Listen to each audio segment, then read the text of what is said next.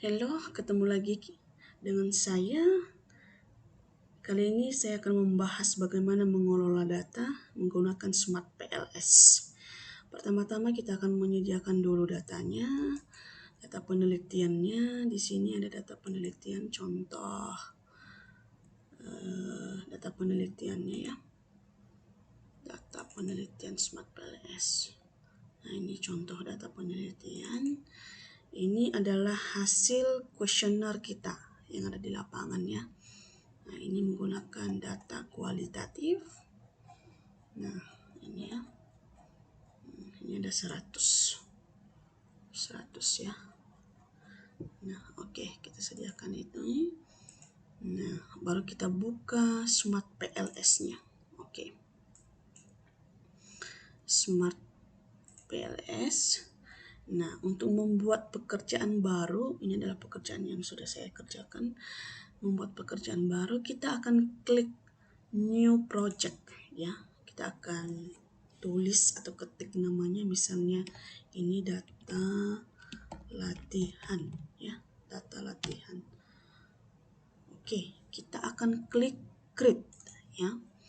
Nah, setelah kita buat datanya, kita akan import data file ya. Nah, ini data file yang kita gunakan masih di Excel ya.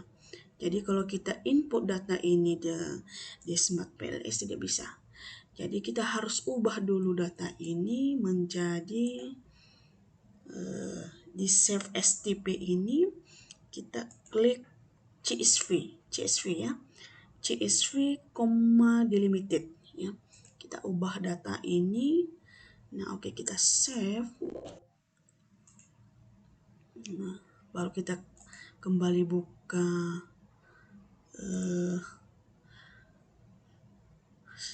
PLS-nya. Nah, kita import data. Nah, inilah data yang sudah diubah TP-nya menjadi CSV ya. Kita bisa lihat di sini ya, sudah menjadi koma ya. Ya, kita ini klik, kemudian open. Oke. Nah, sudah masuk datanya. Nah, artinya Bapak Ibu, kalau misalnya datanya ini merah, berarti ada kesalahan. Ya, ada kesalahan. Jadi karena ini datanya tidak ada yang merah, maka kita akan lanjutkan ya. Nah, kita import. Nah, pertama dulu ini karena saya menggunakan PLS gratis, PLS versi 4. Nah, hanya memuat data maksimal 100. Tetapi kalau dia berbayar bisa 1000 ya, tapi itu berbayar ya. Nah, kita import data ini. Nah, ini data kita sudah import. Ini bisa kita copy to Excel, tapi boleh tidak juga. Nah, setelah kita import, kita akan kembali ini back. Klik back. Oke. Nah, kita akan membuat create modelnya ya. Klik create model, kemudian pilih model tipenya apa. Ini karena kita menggunakan PLSM, kita mengelola data ini menggunakan PLSM, maka kita akan mengklik ini. Oke. Nah, kita akan buat file name-nya apa? Misalnya data penelitian. Oke ya. Data penelitian. Ini kita akan save. Nah, muncullah tampilan seperti ini. Ini adalah lembaran tampilan kerja kita, ya, kerja kita. Nah, sebelumnya karena saya sudah mempersiapkan lembaran kerja, ini adalah salah satu contoh mengelola data menggunakan judul penelitian, misalnya antecedent loyalitas nasabah Bank X. Nah, ini adalah berapa variabel, ada variabel independen atau eksogennya X1, X2, dan variabel mediasinya atau interveningnya ada Z1 kepuasan nasabah dan pesaing, dan variabel dependennya atau endogennya adalah loyalitas nasabah ya. Nah, ini ada beberapa indikator dan pertanyaan-pertanyaan yang sudah saya persiapkan sebagai contoh yang kita olah di PLS. Oke, karena sudah masuk datanya, ini saya minimize dulu. Nah, ini data yang kita gunakan adalah, nah di sini ada Q1, Q2 sampai Q40. Karena ini adalah indikator-indikator yang kita olah di sini. Nah, kita akan memblok Q1 yang menjadi variabel independen atau eksogen dan X1-nya. Ya, kita blok Q1-nya sampai kita lihat indikatornya sampai Q berapa? Q12. Jadi kita klik Q1 sampai Q12. Oke. Nah, kita blok, baru kita klik dan tekan tahan, tarik di sebelah kanan. Oke. Nah, ini akan muncul. Nah, kemudian kita akan ketik di sini yang menjadi variabel X1-nya kualitas pelayanan. Ya. Nah, setelah kita ketik yang menjadi variabel independennya atau X1-nya, nah kita akan enter, ya. Tekan enter. Nah, ini akan muncul. Oke, kita perkecil dulu. Nah, terlalu kecil ya. Setelah muncul seperti ini, kita bisa merapikannya. Misalnya kita akan membuat di sebelah kiri, arah panahnya itu ada bawah, kanan, dan ke atas. Jadi saya memilih sebelah kiri, align indicators to the left ya. Kita klik ini. Nah, untuk merapikannya kita klik ini, tarik. Nah, ini ditarik juga ya, biar lebih rapi. Ya, oke, tarik.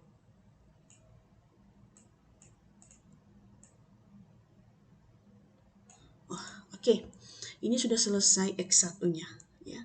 Nah, kita akan lanjut di X2 ya, kualitas produk. Mulai dari indikator Q13 sampai Q22. Oke. Q13 sampai Q22. Kita akan blok seperti yang pertama tadi. Kemudian kita klik di sini, tarik sebelah kanan. Oke, lepas. Nah, oke, kita akan tulis di sini kualitas produk. Ya, kualitas produk. Kualitas, oke, kita akan kasih huruf besar. Kualitas produk. Oke. Tekan enter. Nah, saya akan merapikan lagi. Saya kasih di left. Nah, kemudian kita akan lihat ini ya. Dari indikator 23 sampai 28 ini yang menjadi mediasinya atau variabel interveningnya ya, kepuasan nasabah. Nah, kita akan lakukan seperti tadi mulai dari Q23 sampai Q28. Q23 sampai Q28. Oke. Kita akan tarik, klik, tarik sebelah kanan. Oke, kita akan ubah namanya menjadi kepuasan nasabah. Oke, kita enter.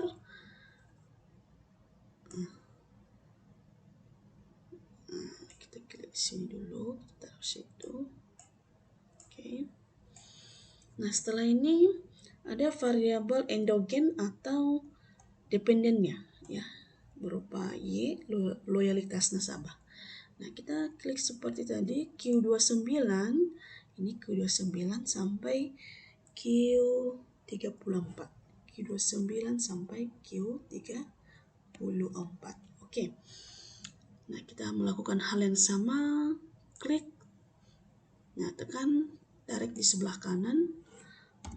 Kita akan tulis di sini loyalitas ya. Loyalitas nasabah. Oke, tekan enter. Nah, ini saya ubah di left karena ini yang menjadi variabel dependennya atau menjadi Y. Nah, di sini saya kasih interveningnya, kemudian pesaing ya. Pesaingnya adalah yang menjadi mediasi kedua ya, atau intervening kedua dari Q35 sampai Q40 ya. Kita lakukan hal yang sama, kita tarik sebelah kanan. Oke, kita akan ketik pesaing. Oke, enter. Nah, di sini saya taruh sini ya. Taruh sini. Ini saya kasih top ya. Kasih top.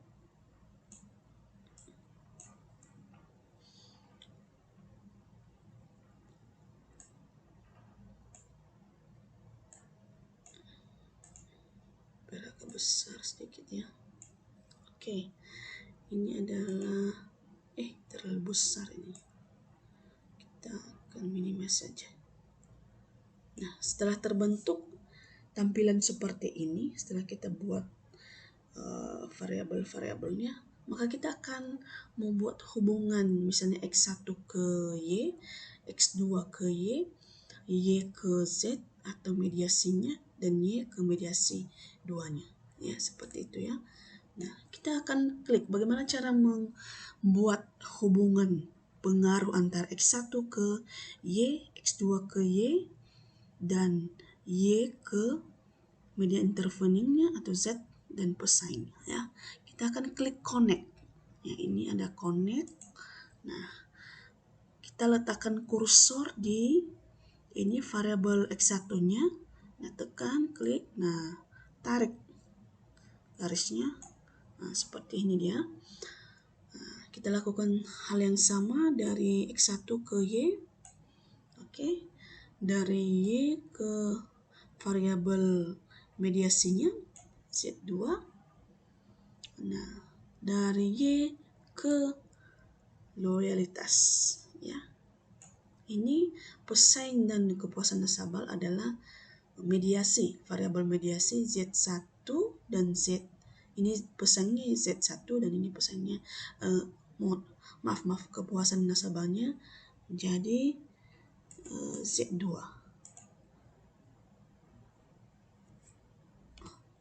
Oke.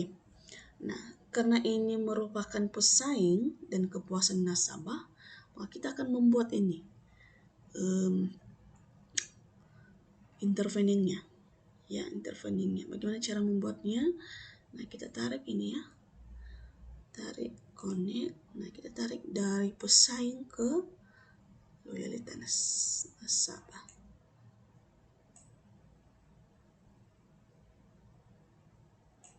Ya, itu.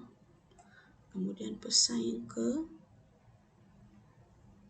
nah ini kita belum buat ini tadi ya. Nah, X2 ke kepuasan nasabah ya. Baru dari pesaing. Ini kita tarik. Ya. Kira-kira beginilah tampilannya. Ya. Tampilannya. Nah, ini tampilan hasil kerja kita. Nah, setelah kita buat ini, baru kita akan kalkulat ya. Nah, kalkulatnya begini Bapak Ibu ya. Kita kalkulat, kita akan melihat datanya dengan PLS SEM algorit ya. Kita akan mengelola datanya. Oke. Nah,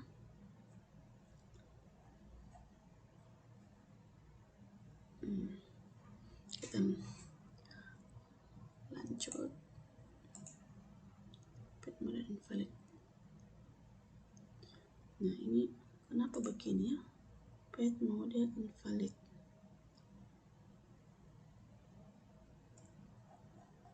Ini ada kesalahan.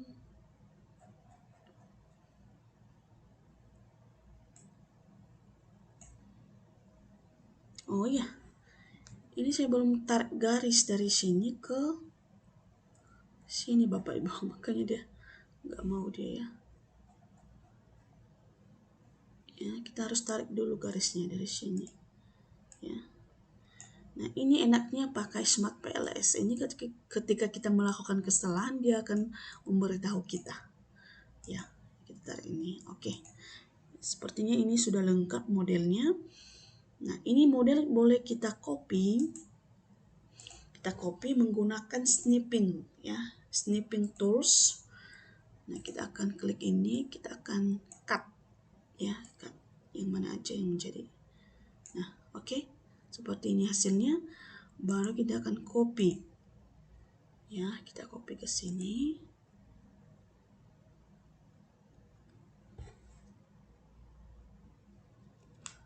Nah, kita copy.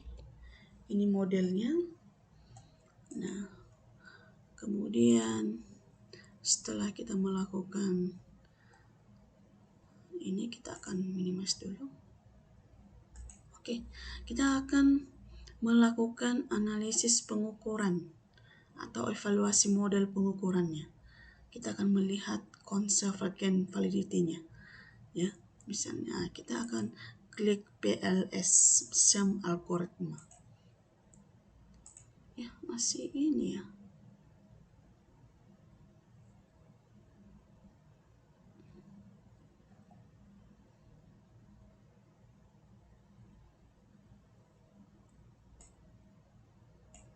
Ini tidak usah dia.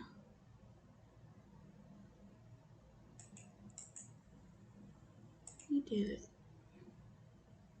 Oh, no. Ini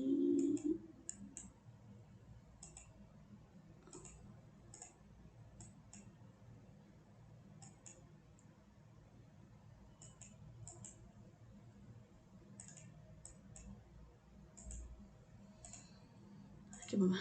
Kita akan kembali dulu. Ini salah model kita ini.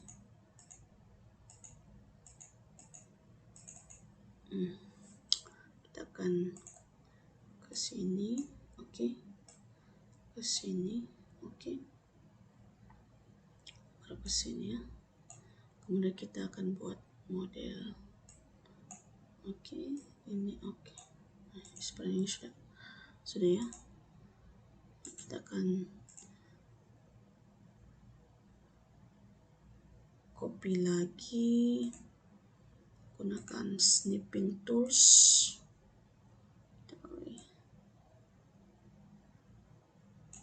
Oke, kita copy. Terserah kalian menggunakan halaman baru.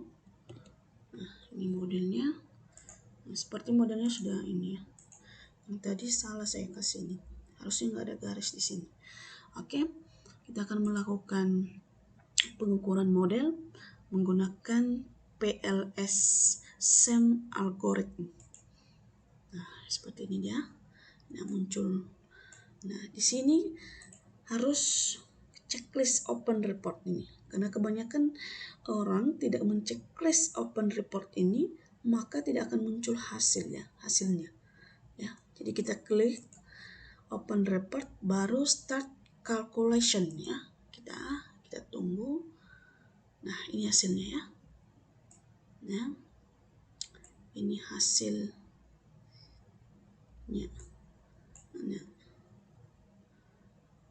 oke. Hasil ini boleh kita copy seperti yang tadi menggunakan snipping tools ya, snipping, mana snipping. Nah, kita new, baru kita cut. Ada terpotong dia. Kita di atas dulu ya. Kita besarkan aja. Kecil sekali ini.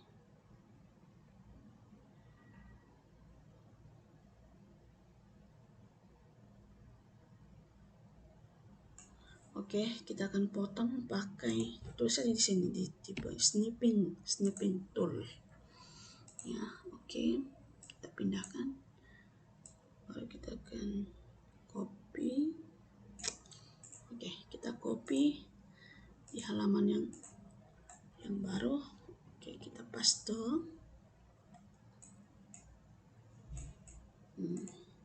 Nah, setelah ini baru kembali ke lagi.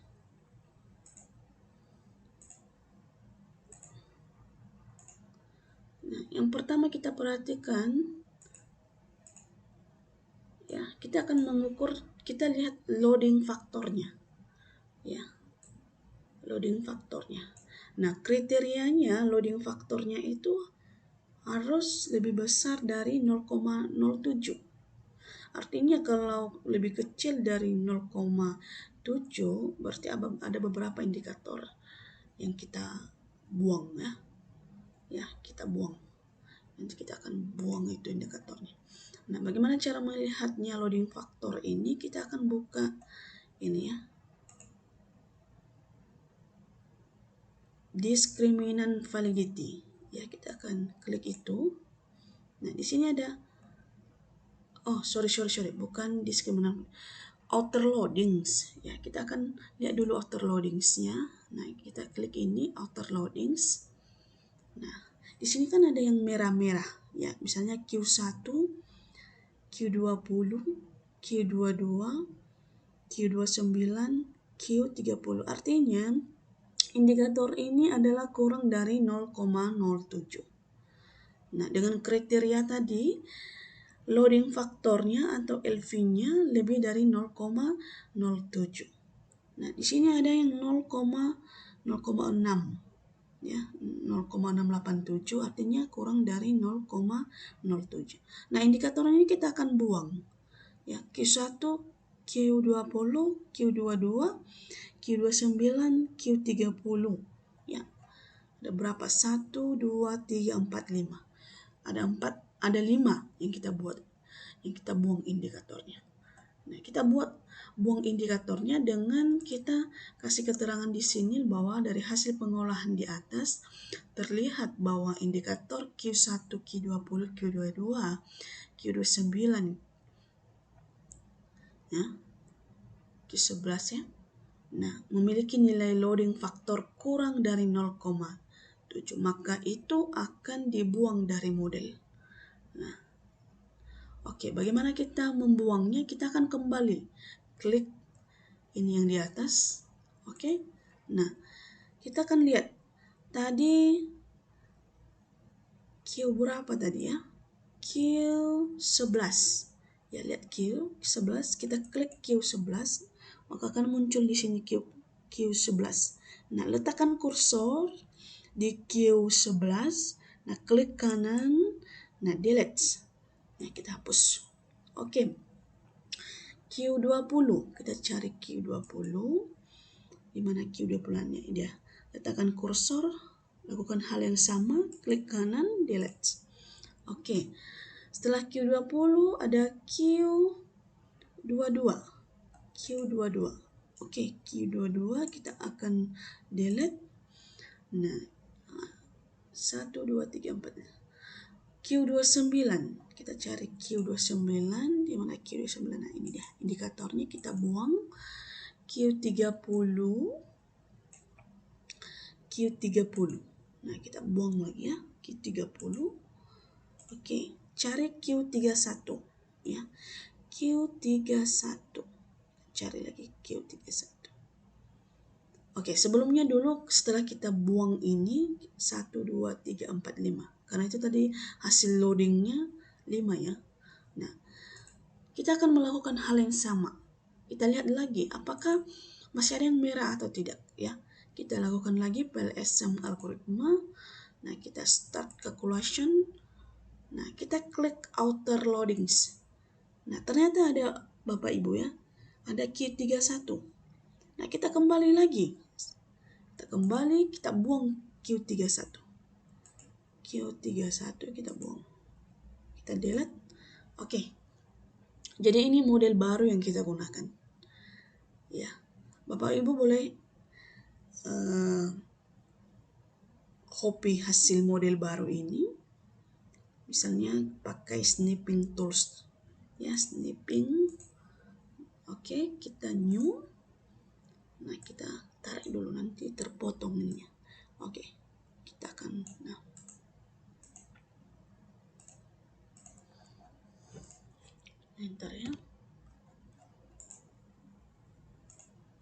Nah, maka ini adalah model baru yang kita gunakan setelah kita buang beberapa indikator, karena indikator itu kurang dari 0,07. Kriterianya harus lebih dari 0,07. Jadi ini model baru yang kita gunakan. Oke, kita akan kembali ke PLS ya. Dalam bekerja. Nah, seperti ini dia ya. Ini setelah saya buang, saya kasih keterangan di sini. Ini saya buang ya.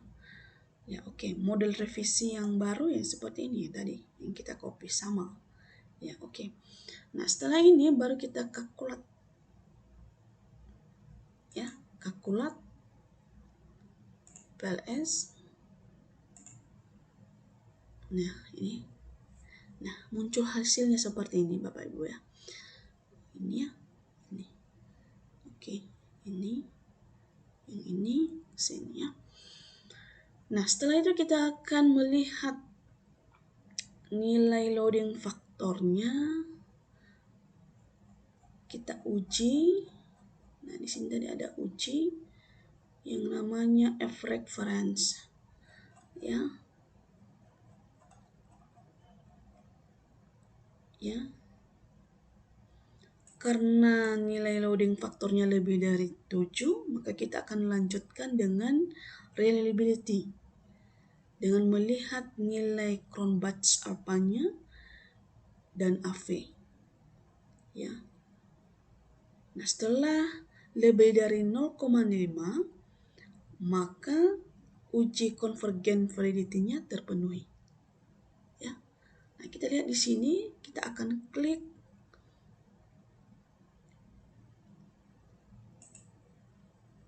construct reliability and validity. Ya. Artinya kalau misalnya Cronbach's alpha-nya ini 0,05 atau kurang dari 0,5, maka bisa dikatakan tidak valid datanya. Tetapi karena lebih dari 0,05, maka ini bisa dikatakan datanya validity ya. Nah, bisa juga kita lihat di nilai F reference extracted atau AV-nya. Ini rata-rata di atas 0,5 ya. Nah, tandanya kalau misalnya di bawah 0,5 ini akan angkanya ini merah. Ya. Jadi kalau terpenuhi syarat reliability-nya atau validity terpenuhi, maka angka ini semua akan hijau. Hijau ya. Oke. Nah, sama seperti tadi kita copy hasilnya ini pakai snipping tools. Kita akan masukkan di sini. Nah. Oke. Setelah itu kita akan melihat discriminant validity-nya. Ya. Korelasi antara indikator variabel. Apakah validasi indikator atau tidak. Ya, kita melihat juga validasi variabelnya. Nah, cara melihatnya kita akan klik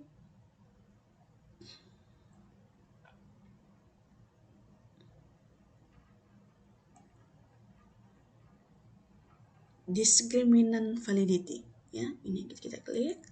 Nah, di sini ada cross loading. Ya, cross loading.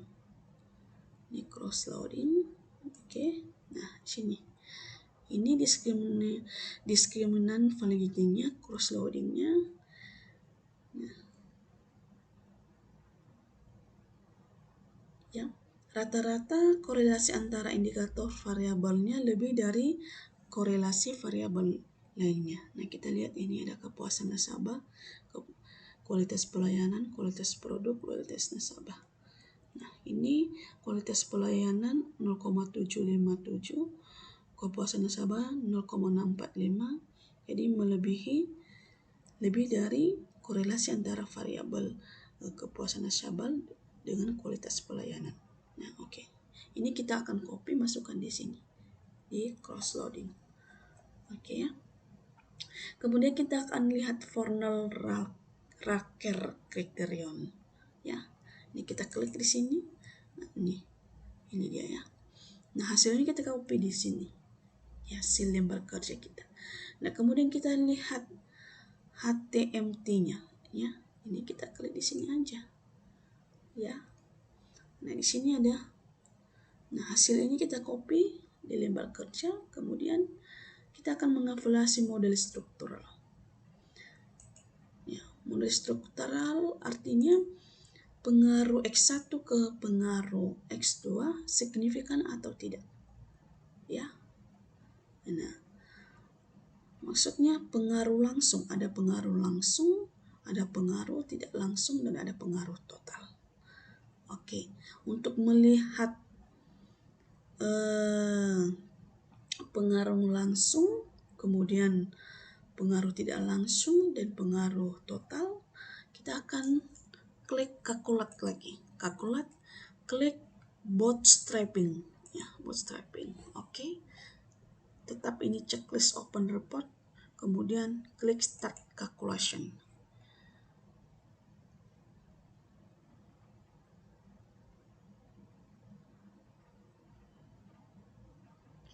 Oke, ini akan muncul ya. Muncul hasilnya ya.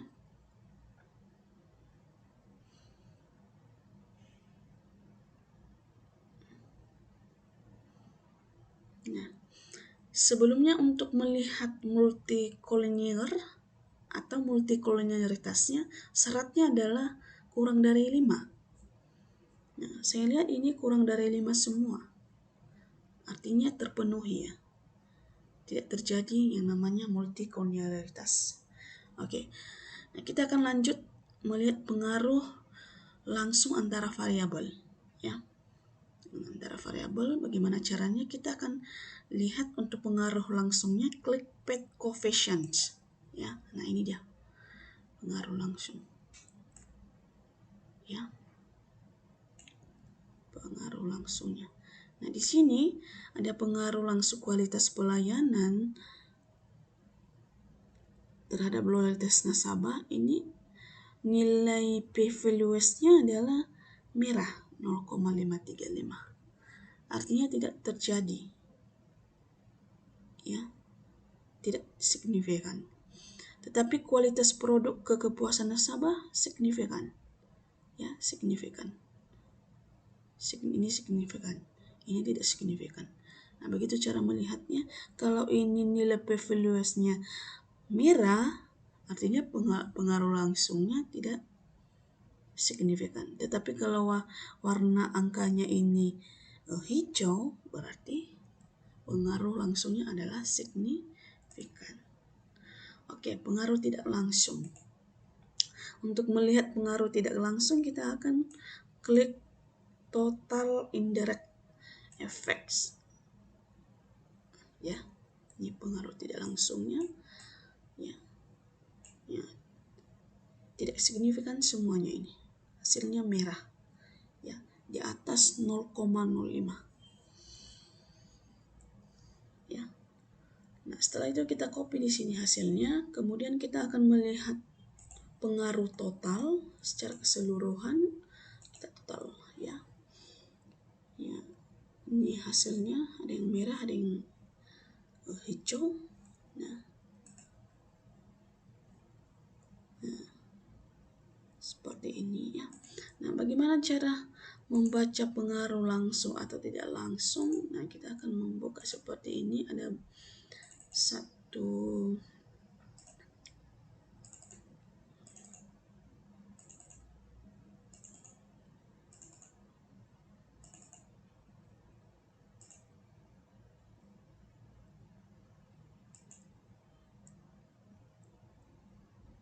model var ya. Nah, tugas ini satu. Nah, ini saya sebagai tugas saya contoh. Nah, ini saya mengelola data seperti ini.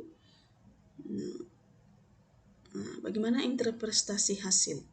Nah, interpretasi hasilnya ada pengujian uji validitas tadi, uji reliabilitas, uji kolonialitas, pengujian hipotesis, pengaruh langsung, pengaruh tidak langsung, dan bagaimana kebaikan modelnya. Nah, syaratnya untuk uji reliabilitas perasatnya nilai yang tadi adalah Cronbach's-nya alfanya lebih dari 0,07. Nah, kemudian maka dikatakan reliable. Ya, kalau uji validity-nya nilai AV-nya 0,5, maka dinyatakan valid. Artinya lebih dari 0,5 AV-nya. Ya. Oke, untuk uji kolonialitasnya kita lihat FIF-nya.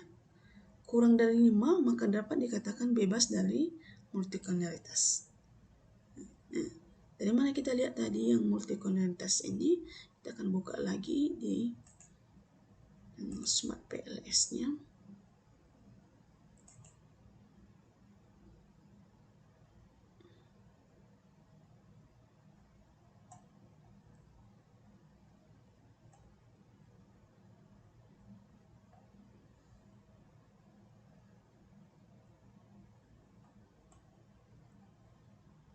Di hasil kerja lembar tadi, nah, kurang dari 0,05, kurang dari 5. Ya, semuanya 0, ini 0,0000. Artinya tidak terjadi yang namanya multikolonial. Ya, oke. Kita akan lanjut di ini tadi. Nah, oke. Untuk menguji hipotesisnya adalah pengaruh langsung. Sama yang seperti tadi. Kita akan buka pengaruh langsungnya. Seperti ini. Nah, contoh, saya kasih contoh bagaimana interpretasi hasil untuk pengaruh langsung. Nah, kita kecilkan dulu ini. Nah, pengaruh langsung dapat dilihat dari hasil output PET coefficients. Ya, ini PET coefficients, nilai p-value-nya, ya ini, jika merah maka dinyatakan bahwa tidak ada pengaruh, tetapi jika nilai p-value-nya berwarna hijau maka variabel tersebut dinyatakan ada pengaruh. Ya, ini kualitas pelayanan ke loyalitas nasabah nggak ada pengaruh. Ya, kemudian kualitas produk kepuasan nasabah ada pengaruhnya. Oke. Nah, ini hipotesisnya saya membuat seperti ini. Ya, saya kasih warna merah yang nggak ada pengaruhnya dan saya kasih warna hijau yang nggak ada pengaruh. Biar gampang saya untuk memahaminya. Nah, untuk pengaruh tidak langsungnya sama sekali nggak ada. Ya, kita lihat di total indirect. Ya, artinya kalau H0 ditolak, H1 diterima. Gitu ya. Nah, semua ini berdasarkan teori kita. Berdasarkan hipotesis kita tadi yang ada di teori. Ya. Oke. Untuk melihat total efeknya,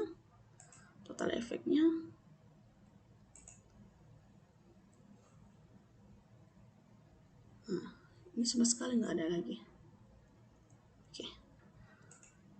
Oke. Nah, kita akan lihat kebaikan model R-square over. Nah, kalau kita melihat kebaikan modelnya, kita lihat R-square-nya. Nah, di sini ada syaratnya. Berdasarkan output nilai R-square, kebaikan model sebesar 0,79 dan 0,686 dapat disimpulkan bahwa model sudah fit. Ya, karena syaratnya adalah nilai R-square-nya lebih dari 0,26. Jadi model ini sudah bagus. Ya, model fit.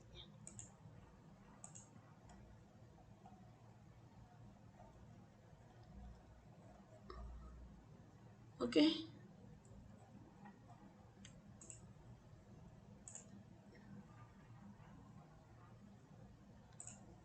Kira-kira begitulah cara untuk menggunakan Smart PLS mengolah data penelitian. Tapi nanti ada kelanjutan lagi setelah evaluasi model struktural. Ada satu lagi pekerjaan kita adalah evaluasi kecocokan dan kebaikan. Ini sudah kebaikan modelnya. Ya. kebaikan modelnya. Ini tadi 0,25, 0, nah ini tadi kriterianya 0,9 rendah, 0,33. Ini menurut CIN 1998. Ini kalau saya itu 0,26, saya lupa ambil di mana kemarin ini. Ya, oke. F score-nya. Nah, kita lihat dulu bagaimana cara untuk melihat R score ya.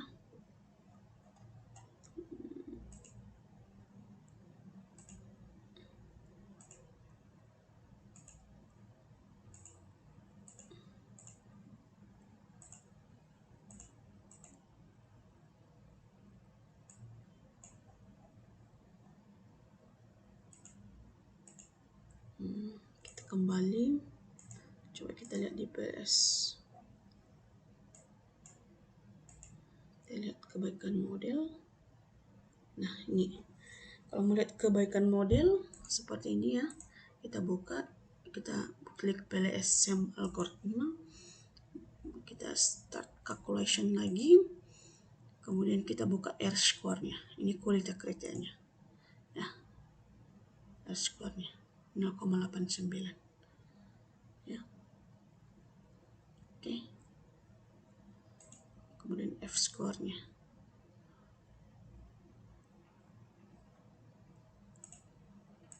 Oke, kira-kira begitulah cara menggunakan aplikasi Smart PLS untuk data penelitian.